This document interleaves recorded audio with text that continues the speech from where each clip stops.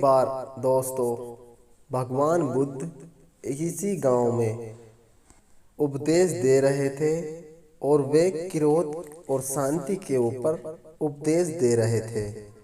भगवान बुद्ध के सामने काफी सारे व्यक्तियों का समूह था। वे बता रहे थे कि क्रोध एक प्रकार की अग्नि है। इस आदमी जितना जलता है उतना ही भड़कता है और उसे उतना ही क्रोध आता है, इसलिए वे शांति बनाए रखे। ऐसे ऐसे उपदेश दे रहे थे तथागत बुद्ध।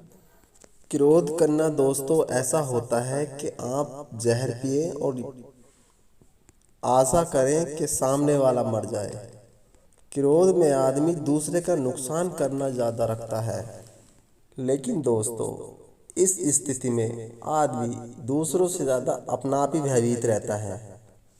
भगवान बुद्ध की ये सारी बातें क्रोध से भरी हुई उस सभा से एक व्यक्ति जो क्रोध ज्यादा ही करता था वह भी सुन रहा था।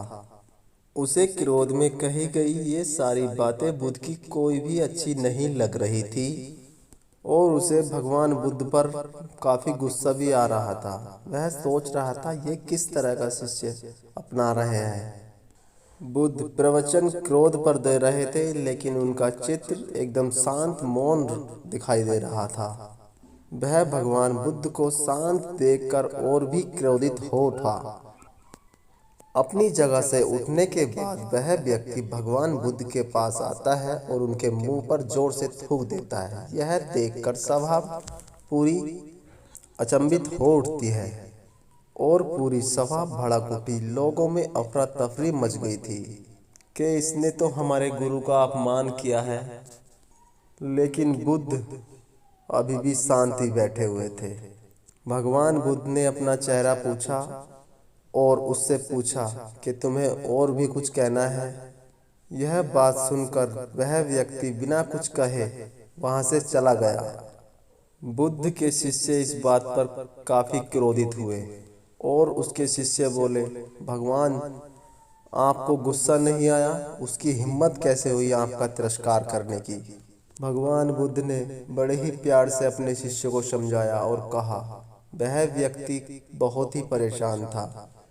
हो सकता है कई परेशानियों से घिरा हुआ हो, इसमें उसका कोई दोष नहीं है। और फिर अगली सुबह उस क्रोधित व्यक्ति का भी गुस्सा शांत हो चुका था और अब उसे पश्चाताप हो रहा था। वह बुद्ध को खोजते हुए उस गांव में गया जहां बुद्ध उपदेश दे रहे थे।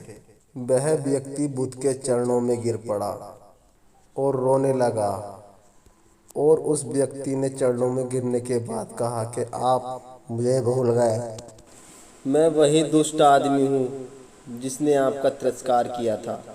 बुद्ध ने बड़े मुस्कुराते हुए कहा, अगर मैं क्रोध करता तो मैं तुम्हें कोई हानि नहीं पहुँचा पाता और ना ही तुम्हें क्रोध से निकाल पाता।